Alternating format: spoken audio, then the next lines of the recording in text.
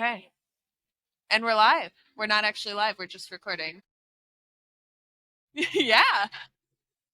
How do we start a podcast? What are we doing? So, okay, well, I guess, do you want to introduce yourself first? Sure. My name is Amanda Vandenelzen. I run Racer on Demand, and I work with our professional off-road race team, VDE Racing. And I'm Megan Meyer, or Megan Lingner. I am a former drag racer, well, I guess still a drag racer, former professional drag racer, and now I am getting into off-road racing with the help of Chris and Amanda. So excited. Yeah, I grew up racing, drag racing. That's the only thing I ever thought there ever was. I had no idea there was any other types of motorsports. So I started dating my husband, and then really opened my eyes. Here Yeah. I am. Boys change everything, because I didn't know off-road racing existed until I met my husband too. So, okay, you did the Class 11 last night. How did that go? Okay, so it was my third race ever. And my goal coming into this weekend was I wanted to not roll my car again because that has happened. And I wanted to take checkers. I told Chris I would be ecstatic if I took top 10. Now, I told him that when I thought there were going to be like 30 cars here. Oh, yeah. There were 11. Yeah. So I did take 8th. I took checkers. In practice, the day before, my car was dropping cylinders and it was just popping, and I had really erratic power. The car ran so well last night. I had so many amazing people like working on it, just trying to get it going, and it ran perfectly last night. Yeah, I was actually able. That was loud. I was actually able to really open it up and see what it could do for the first time ever. So I had fun for I think the first time in that car. The fun outweighed the terror this time. Yeah. Yeah, that's awesome. So this was the first time that I've watched the Class 11, and they went a lot faster than I thought they were gonna go. Like you guys were booking it on the track there. It was Those cool. jumps on the front stretch, like the right in front of the spectators and right before the barn.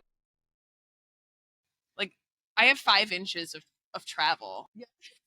You know, the Pro Buggy has 17 inches of travel and I have 5.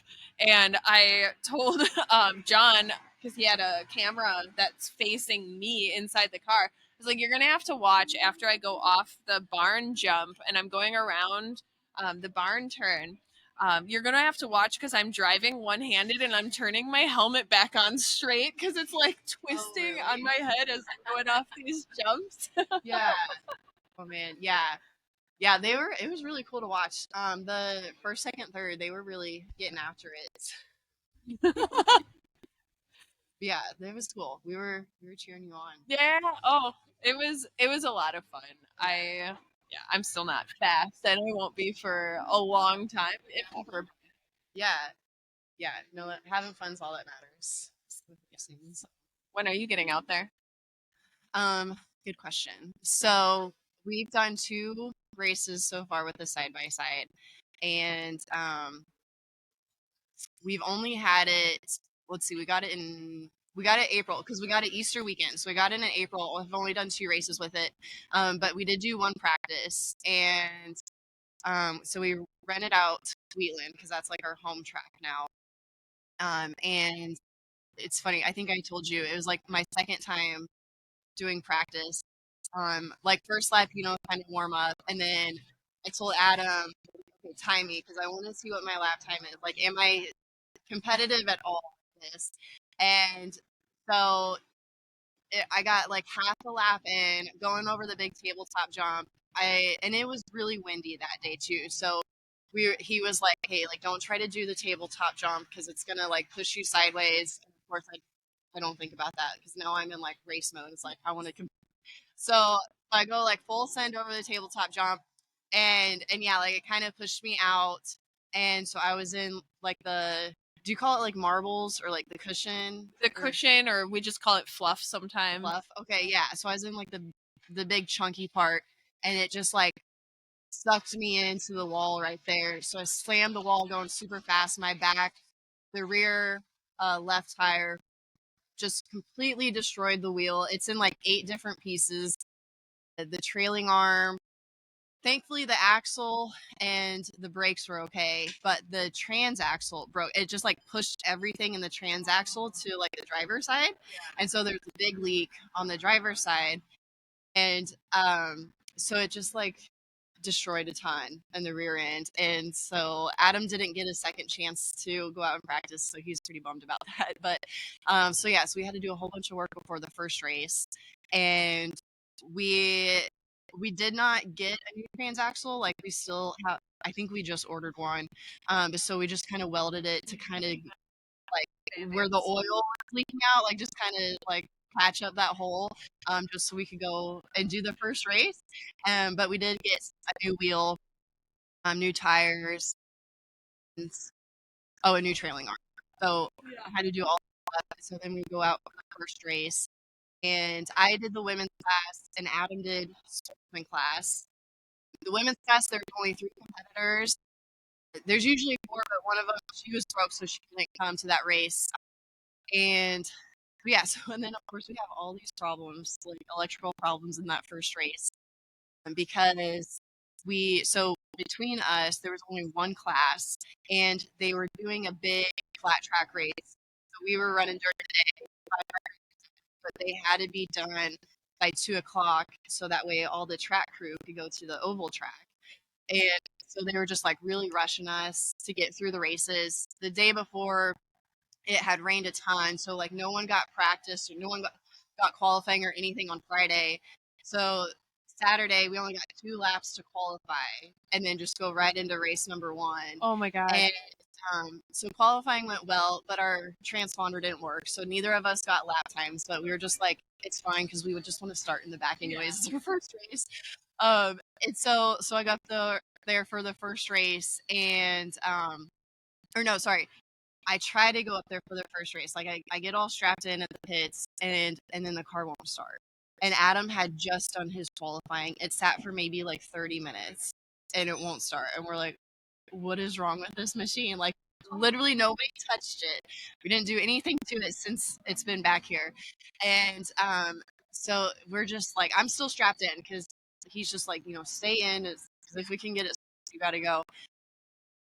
So he's just like trying to figure out anything, found out it was electrical. And so he's like looking at the fuse box, and he's changing the fuses. I'm not an electrician, I don't know what they are, but the little pieces that you stick in. And every time like he'd stick one in, it would blow or pop or whatever. And we didn't bring any extras. So it's like going to all the trailers around us, like trying to find some extra fuses, and then each time he plugs one in, it like blows it. He's like, "What is this? There's something shorting. And so we find out it's the radiator, and so we just unhook the radiator, and it starts back up. So we're like, okay. So I missed my race. So then we have just enough time for me to get out, him to suit up and get in and go do his race. So he does the race without a radiator, and it's only 5 laps, so it didn't get too hot, but still no radiator. And so then we had a little bit of time before the second race. So then he like takes it all apart, and then he like hot wires it together, so then the radiator fan's just on and there's no switch for it. So then I got to do the second race, finally my first first race. One of the girls had broke, so there's just 2 of us, and I had a faster car than her. So I followed her for the first lap, just kind of see like what line she took her and stuff like that, and then I passed her on the second lap, and then just kept the lead. I did spin out once, but thankfully I had enough of a gap to where I was able to keep my lead. So I finished first, and I was like, oh man, this is awesome! Like I won my first race. And then Adam, so in the sportsman class, he qualified last, but he made his way up to 5th in the first race. So then he started 5th. Or no, sorry. I think he started last again, but then finished 5th for the sportsman class. And there was out of 8. So he did pretty good. But also another electrical issue we had was the power steering kept going out. And it happened the exact same time to both of us. It was on lap number 2. And like we'd get 2 laps in, and then the power steering would go. every time. Like, Just get like mad arm pump. yeah. And so we talked to Jake after the race, and he was like, "Yeah, you know, like the switch, you just turn it off and turn it back on, and it's like a reset." And we're like, "Oh, like I wish we would have known that because we did the whole race without power steering." So yeah, so he was able to work his way up to fifth. But he was pissed because he's like, if I had power steering, I probably would have got podium because he was doing really good. So we go to the second race, and fix the radiator issue. Now we know how to fix the power steering issue. So thankfully we didn't have any issues in the second race. But we switched classes. So I did sportsman, and then he switched to vet class. And so vet class, there was only 3. There was a lot less people that came to that second race, which was just 2 weeks ago. But I think because it was right after your last champ race, and then the weekend after, there's a big race in Texas, and a lot of the guys that race in Wheatland also race in Texas. So I think people were just like taking a break, having 3 races in a row. So there's only 3 in vet. He qualified first and got first in both races, and then I qualified second for sportsman, which is I was like, oh, that's cool. So like I am competitive, but then they overwatered the track. Like after every class, they Welcome put to water off-road. down. Yes. It was so muddy, and so like I posted that reel on my social media because it's so funny. Yeah, I didn't know how to use. It was my first time using Taros, so yeah, I went through them really quickly. So it was super super muddy, and I was right behind the guy in first, and so I was just getting caked in mud. And then I didn't know that like you could bring towels with you. So now I know for next time to put a towel like in my lap or like in my sleeve or something. But also this race was the first time they did the competition caution, like what you do here. So it was after 3 laps, we'd all group up again. Well, then that really screwed me because I didn't have tear off. So then like we're single file, and then like first guy takes off, and I just get just immediately covered. I can't see at all. Yeah, just pelted. And then we're going around like that first turn 1, and it's super muddy, so it's like kind of slick. So like I'm slowing down because number 1, I can't see. Number 2, like I know it's slick and I don't want to like spin out or whatever. But then I get rear-ended, and then someone hits me on the driver's side too. The guy that was in third behind me, and like hit me pretty hard too. So we did get our rear bumper's got like a little dent in it now. Yeah. So then I fell back to fifth, and then I finished fourth. So Yay. pretty good. Yeah, it was very hard, and like it's so funny in that video because it's just like I'm just like trying to wipe it, but then wiping it makes it worse. But so then like I try to raise the visor, but then it's getting my eyes, and so yeah, I just learned a lot. But I had a lot of fun. And it's cool to be battling because that was the first time I've ever really been around other cars, especially like 3 or 4 cars on the track. So it was cool. It was really fun. It was really challenging. It was tough. Nothing compared to drag racing. It's complete opposite of drag racing. Drag racing, everything's like, clean. You're nowhere near any other competitors. Like you're just in your lane by yourself, and off-road is just complete opposite, which makes it so much fun. I was really wondering if you were going to like step into off-road and just immediately be competitive, or if it was something that you'd have to relearn to the point where it was like, like me out there.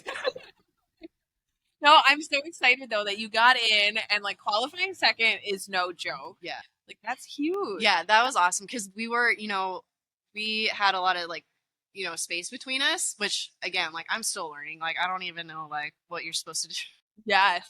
So yeah, so I was just kind of by myself out there, but yeah, I had no idea like what my lap times were or anything like that. So it was cool to see because then when Adam was going out there, like I was using the app. I don't know. Speed Hive? No. My the MyLapse. No. I don't remember was called. But anyways, yeah. So it would do, yeah, like the live timing. So whenever I was spotting for him, I like had that up on my phone. So I was telling him like, hey, you know, like you're 2 seconds faster or whatever. Like you're, you know, you're consistent with your lap times. But he doesn't have the app on his phone, so he wouldn't like tell me what my lap times were when I was out there. So I'm just like, I don't know if I'm going like fast enough or not. Like I'm trying to just not spin out and like stay on the track. Yes, that's a challenging track too. Yeah. I mean, I've never driven it, but I've spotted it, Yeah. you know, a few times. And but this was our first year out there too. That is a big track. It's a fast track, and it's technical in places. So there's a lot to learn on that track. Yeah, well, and Crandon's only the second track I've ever seen in person with off road, so I can only compare it to Wheatland. I don't know. I mean, I've watched all the other races on Flow. It's very like, yeah, I guess technical because like here it's kind of more like bigger turns, and like at Wheatland they've got like that S turn on the inside, and so I really struggled in the S turn. And then the last one, like turn 9, like that really big one, I kept like trying, like I'd start out wide and then I try to come inside, but then I don't know, I guess I'd have it like turn too much because then like I'd get inside and then I just like spin out. Yeah. And so like it happened multiple times. And so I just like I got to like learn how to do it because then yeah, I was getting frustrated, and then you mess up more. And that one is almost like 2 corners. We talk about that at the barn turn here too, because it is a big wide sweeper, but it's almost 2 corners. Yeah. You know, and it's really hard to link that smoothly where you're not sawing on the wheel and losing time. Yeah, yeah, Yeah. I remember spotting for turn 9 and it was like nobody could figure it out. Yeah. It's not just you. yeah. Well, and one thing that like I guess does make me feel good. I don't know like I guess like the proper term for what I'm trying to say, but like in all the classes that I've watched like here like with Champ, like everyone spins out or crashes. Like not everybody is perfect, and so it like makes me feel better because like even the pros make mistakes. And so I know like I'm just normal. I guess like we're all still learning. Like it's like no 2 laps are perfect, I guess. Yes. And the track is always changing. You Yeah. know, like, I mean, drag racing, you've got a clean, flat, straight track every time. Yeah. And you can have 2 laps be totally different back to back in an off road race. And that's something to learn too. Yeah. Yeah. Well, in drag racing, it's all about the car. Well, in our class, other classes, it's more about the driver. In our class, it's 90% car. And so it's like, as a driver, you just gotta make sure you're straight and get a good light. Yeah. That's really it. So, And reaction time. yeah. Yeah. So there's a lot less pressure, I guess, or it's not as demanding. Like this is so demanding on the driver. Like you could have the best machine here, but if you don't know how to drive it, like you're not gonna win. Yeah. And so yeah, so I'm learning a ton, and it's a completely different mindset and different atmosphere, and that's why I think I love it because it's different and it's challenging. Yeah.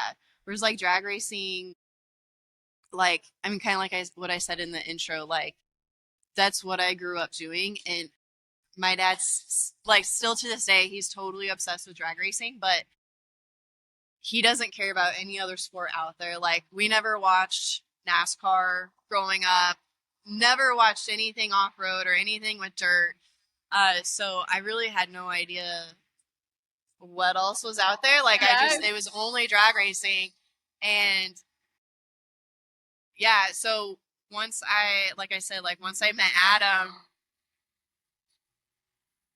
At least that's not loud. Yeah. So he had a side by side. It was a Razor 1000, and that was it's so funny because I remember like so we met through Facebook, and that was like the second day of us talking. Like he sent a picture. He had it like loaded up on his trailer, like at the gas station, filling up, and he had his dog in the bed of his truck. He had a black lab. His name is Buster, and he sent me a picture of it, and he's like, he said something like, "Oh, like wish you could come ride with me or whatever." And I was like, "What is that?" Like I've never seen a side by side before. I've never been in one. And I remember like to this day the moment that like the first time I drove that, we were at a friend's house and they had a ton of land. And so like they had some neat trails and stuff. And the first time I drove it, like, and I was going like, you know, kind of fast just because I was just like, floor it or whatever. And I was like, oh my God, this is so much fun. And like, I remember thinking to myself, like, this is more fun than drag racing. And I know like everyone out there is going to hate me for saying that, but it's totally different. Like, it's way more about like how you can control the machine Yeah. and yeah, like know how to turn and Yeah. maneuver in dirt. And I think there's like I know myself well enough. I use the Beetle as a marketing tool, right? And if we were in a different sport, I would do a different thing. Like I'm not. I love off road because I love the people and I love the atmosphere and the sport. But I am not a head to head competitive person, right? Like when I am next to somebody and we're both going for the same corner at the same time in the same line, like I'm probably going to be the person that chickens out, Yeah. not the person who steps on it, right? And if I get in a side by side for the first time, I'm going to be the person that slowly builds up speed, not the person Yeah. who just goes, I don't know, floor it, And so I think like when you're looking at contrasting drag racing versus off road racing, like drag racing, you're racing against the person next to you, but you're really racing against yourself, Yeah. right? And I think that like personally, just with me not being as head to head competitive, like that's something I think I would enjoy. Yeah. But if you are the kind of person like you or Chris that like really gets your bucket filled by like that head to head competition and coming out ahead, I can see why that's so much more fulfilling. Yeah. Yeah. Yeah, for sure. Okay, so tell me more about your buggy and like how you do use it as a marketing tool because I think that's so cool. Like with drag racing, yeah, like we'll use like put our car on displays and stuff. But we don't really do I guess really like anything outside of that, like with the car. Like I love how creative you get. Yeah. And honestly, so we started Racer on Demand back May last year, right? At our first race, that was like probably a terrible idea because why would you launch your business the same week that you're starting your first race for the season? I don't know, but we did. Um, so we launched Racer on Demand back May last year, and Racer on Demand is really meant to just help racers learn how to grow their programs, how to deliver value to sponsors. But on the flip side, we also help them do low cost, no inventory merch. Yeah.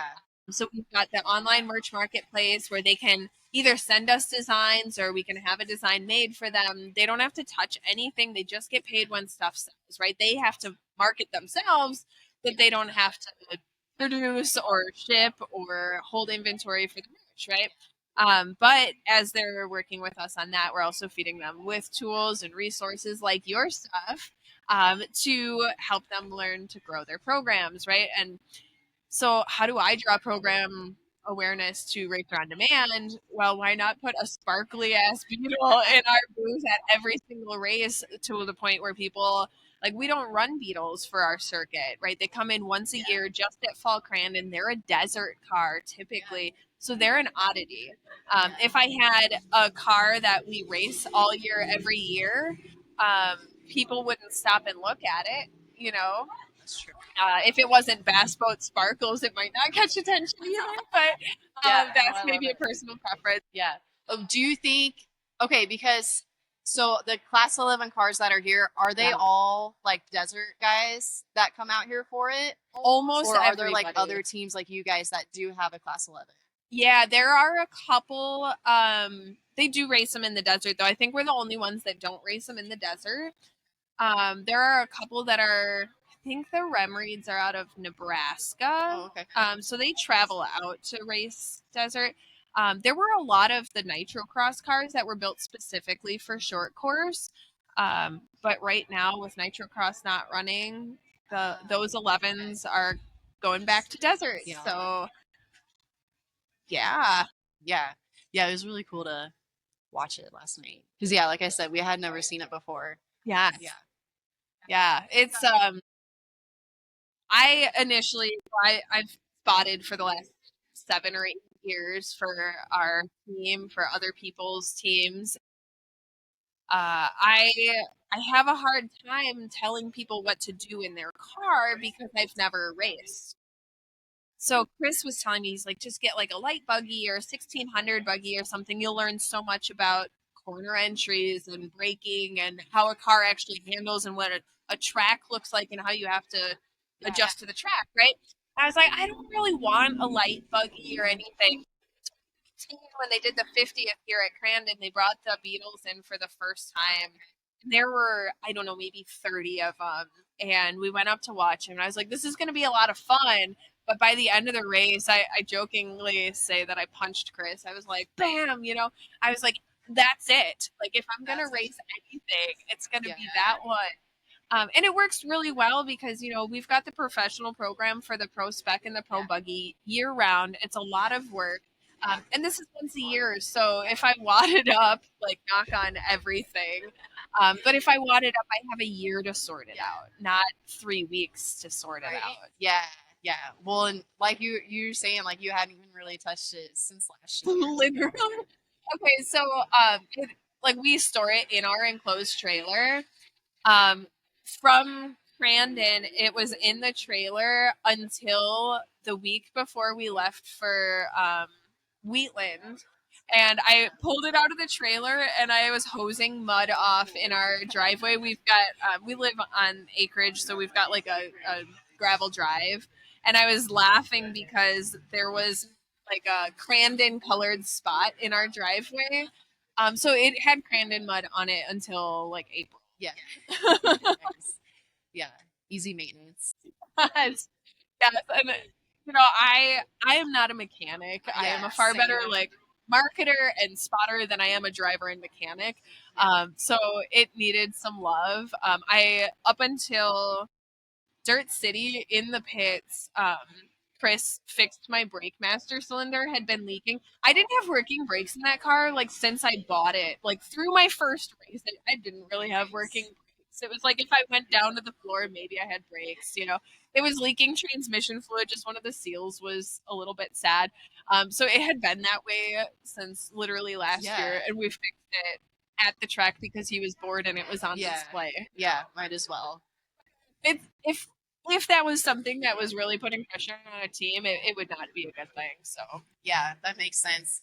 Yeah. Well, okay, so we got a lot of fans coming over here getting some of your free stuff. So I love how so in drag racing world, we're very limited on what we can do with fan interaction. Yes. So is it like pretty open here? I'm kind of like getting that vibe. Yeah. Okay. So it's funny because you texted me when you got here because this is your first time at Crandon, and you're like, "Do I need a pit pass to come in?" And I was like, "Pit pass? Like, what does that even mean?" Right? So, in off road, at least in our series, the pits are completely open. Yeah. Fans are walking around everywhere. Well, I think that so sorry to interrupt. I think that's something that Champ really needs to advertise because NHRA is all about every ticket's a pit pass. Like they might have that trademarked, but if not, like Champ needs to use that like in their advertising because like I know with like the other bigger series like NASCAR, IndyCar, all that type of stuff, which kind of NHRA compares themselves to. Yeah. Actually, this year there's a lot of beef between IndyCar and drag racing, the NHRA, because they're fighting over which one's the fastest. NHRA is the fastest going straight. IndyCar is the fastest turning. Sure. That's where they're like battling. But anyways, so NHRA is always like, oh well, every ticket's a pit pass in our series, and so that's why I was like, because there's a gate, and I'm like, can we get through the gate? Like, do we need a special wristband? Like, what? Like, and so, but yeah, I guess you can just walk right through the gate. Walk right in. Yeah, no, we have so much foot traffic. Yeah. Which is really helpful for getting eyes on our sponsors' products. Yeah. So our pits are probably a little bit different than most of the pits because we have where our cars are parked under our tent, but then we open up our tent and we put our activation stuff instead of being out where people have to stop like in the pit lane. We invite our fans in, which I think is something that we do a little bit different, and it's something I'm proud of because one of our values for our team, and something I talk a lot about with our Racer on Demand racers, is like, what are your values? What are your differentiators? And we're a family team. So my husband, his dad, and me, we all race. Yeah. But our main value for our team is family, and it doesn't stop at us. Our fans are our family. Our competitors are our family. Yeah. You know, and that's like what we wanted to create in our activation space too. Yeah, you can totally get that vibe. Yeah. With all, I mean, like with your chili cook-off last night, like how many other teams were a part of that? Yeah. Yeah. Yes, there were a lot. It was really late last night, so unfortunately we didn't have as much of a turnout as we thought we would, but it was still a good turnout. Okay, so we were talking about your activations, and one thing that I love that you're doing to get interactive is you've got this poll box out here to vote for name for this podcast. So tell me how are we doing with that? And then do you remember what all the options were? Oh, okay, we could probably remember this together. First off, you and we narrowed it down to 4 choices. And then, okay, so I guess to back up for those that are listening, this is an idea we had in January. Yeah. And so we've been working on this for 9 months now. Yes. Working is maybe a loose term. Yeah. Well, I think we talked about it like 3 times. Yeah, something like that. And, you know, we've been thinking about it a lot. Yeah. So I came to you with the idea to do a podcast, and because I love everything that you're doing with Racer on Demand, your skills, your reputation. And so I was like, if there's anyone that I want to do a podcast with, it was be you. You're my first choice. My heart. And so January, I called you up. I was like, hey, I've got a crazy idea. Like, what if we do a podcast? And like something that could be educational, because we both have platforms to, like you were saying with Racer on Demand, to help racers and just teach them more about marketing and sponsorships and how you can elevate your program. And you know, kind of we want more sponsors in motorsports. Yeah. Like, we want more funding here. We want people to keep racing, because it's not fun if you're by yourself. Like, we want the competition. Yeah. So yeah, like we have the same mission, and but like different audiences, because like we come from completely different worlds, but merging together. Yeah. And so kind of the podcast is bringing that together, I guess. And so but one thing, we could not figure out a name. And I'm so excited, like, about you bringing your audience and your connections, and I'll bring my audience and my connections, and I just love the merging of worlds. But yeah, coming up with a name that really encapsulates like everything that we want to do. It's not just sponsorship, it's not just branding, it's not just talking about racing, it's like all of this, right? And so we do have 4 options. I have it in my text messages. Okay. Yes. Because I remember I know my favorite one was the Motorsports Collective. I like that one. I don't remember what the other 3 names were. I also liked Ignition to Impact. Yeah. I think there was Beyond the Checkers. Yeah, Beyond the Checkers. And the Sponsorship Shift. Sponsorship. Yeah. Yes. Yeah. So we have a poll at the track right now, but I guess we'll still wait and see. Hopefully there's not a tie. Oh, that would be terrible. Can you imagine if we narrowed it down to 4? They have to narrow it down to 1, because otherwise we're going to be like, I don't know, that one's good and that one's good. Yeah.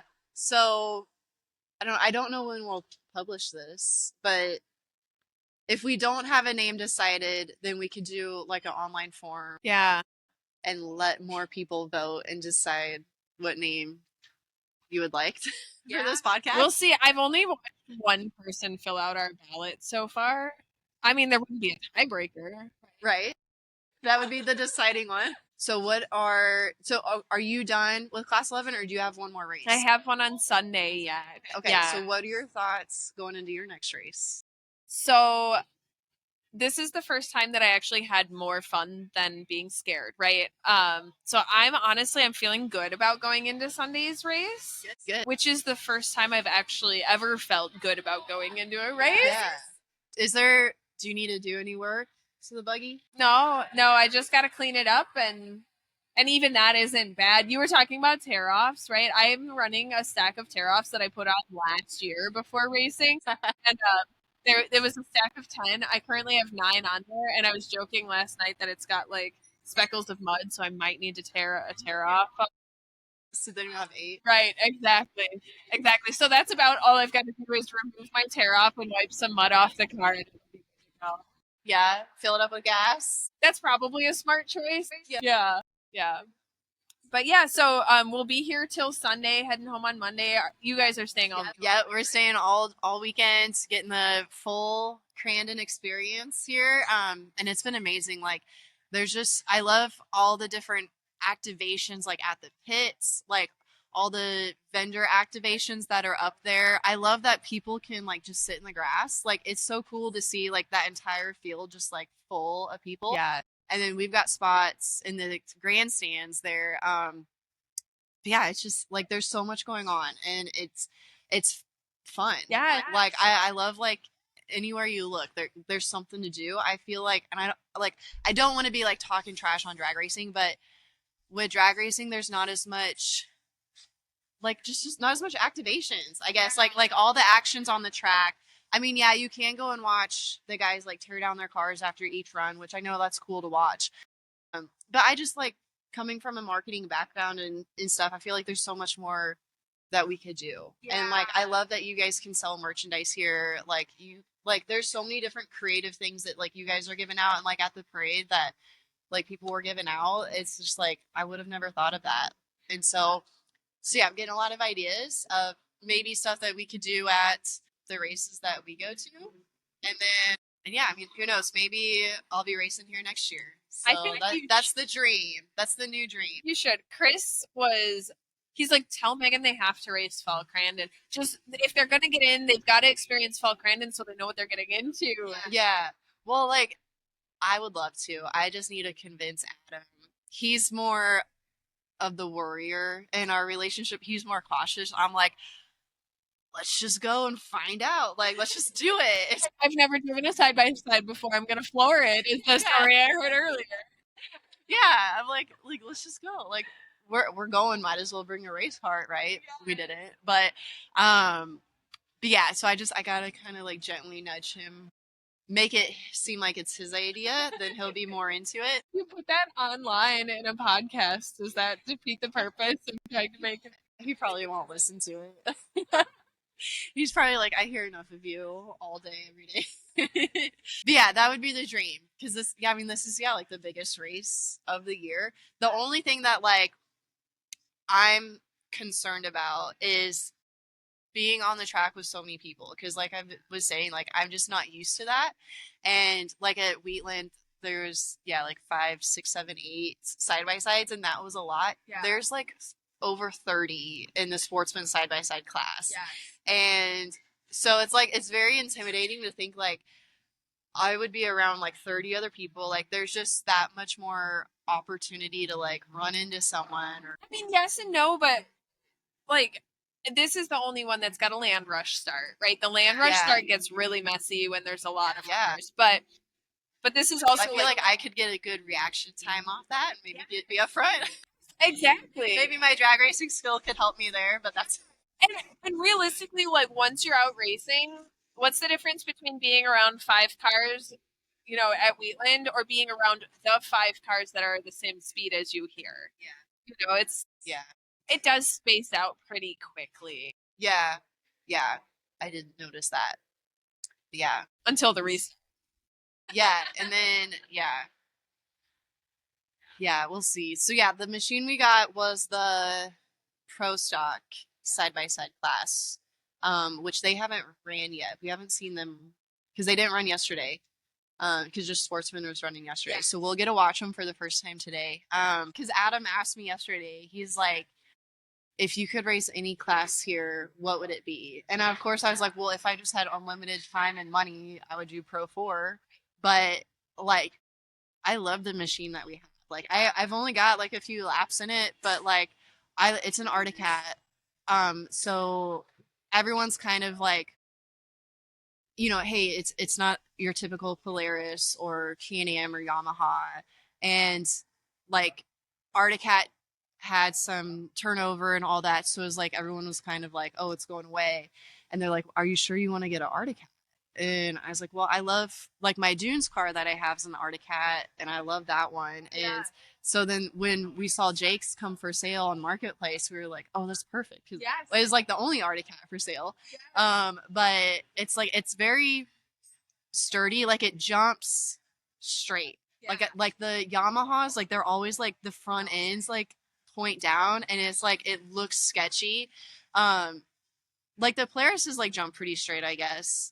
But I don't know. I love our machine. I would stick with Arctic Cat unless I got, you know, like a factory ride to go race a different manufacturer. But shock setup makes a big difference on how they jump too. So you could always Yeah. set something else if you needed to. Yeah. But I remember when Yeah. that one came up for sale and we knew you were looking, and Chris was like, you should show this one to Megan. And then you texted me, you're like, how about this one? yeah, I think it's you. Yeah, because a guy that we raced with at Wheatland, he had sent it to me. I think it was literally like the day I had practiced at Wheatland with Justin's the Digging Deeper team, Yeah. and I drove their Can-Am.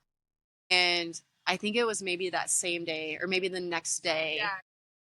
Our friend sent it to me, and then I sent it to you. I was like, hey, do you know this guy? Like, is this a good machine? Yeah, and you were like, oh yeah. Yep, get it. So yeah, I love it. Yeah, I think it would be cool to one day race in like a pro side-by-side class. Like that would be badass, I think. And honestly, the Pro Turbos, I think they're called the Pro Turbos now. I don't even remember. Whatever. Those are running Pro 4 times. They The are. fast ones are running Pro 4 times. Wow. I guess I never really looked at the lap times, but Yeah. wow. It's wild. I got to spot a couple years ago when Jason and Corey Weller were racing our series. I I answered a Facebook ad for like I need a spotter, and yeah. full disclosure, I didn't know who they were. And I was spotting for a buddy in Sportsman at that point in time, and he messaged me a screenshot of the ad, and he said, hey, would you be able to spot for Jason? And I was like, I don't know who that is, but sure. Like, I don't spot for anybody in that class. I'd be happy to help somebody get out on the track. That's just what I do, you know? And so I go to Chris. I was like, hey, just a heads up, next weekend I'm going to be spotting for somebody in a pro mod. They were called pro mods at that point in time. He's like, oh, cool, who? And I was like, his name is, I had to look it up, Jason Weller. And he's like, you're spotting for Jason Weller? And I was like, is that a big deal? Like, I don't know him. I hope he's not a D-bag, you know? Yeah. Like, turns out nicest people on the face of the planet. And but I will say, spotting for that class, it is so like action packed, and everybody is such a good driver that they're really predictable. But it was so fast. Like, I learned so much spotting for that class. I'd never spotted for something like so fast and so much change all at one point in time. Yeah. So I loved spotting for that class. Yeah, that's awesome. Yeah. So that was still hands down my favorite class to spot for. That's cool. Yeah, I love the side by side. I mean, I love all the classes here. I just like having a side by side. It's so cool to like be able to race one too. Yes. Yeah. I think it'd be fun to drive something 4-wheel drive. Yeah. Should we wrap up? Episode 1. Check. Yes. Now we need a name. That's where we need help. Yes. Yeah. So we need our listeners to vote in and help us come up with a name and any ideas of specific content, because we'll cover it all from racing to marketing to personal life to all of it. Yeah. And I'm excited to like just who you know, who we know. I think we can have some really cool guests on to Yes. talk about what it's like from a racer standpoint, from a marketing person standpoint, maybe even from like a super fan standpoint. I don't know. There's so many options. Yeah, I think so too. Perfect. All right. Well, I think we sign off. yeah, signing off. I don't know how to start it. Don't know how to end it. Love you. Bye.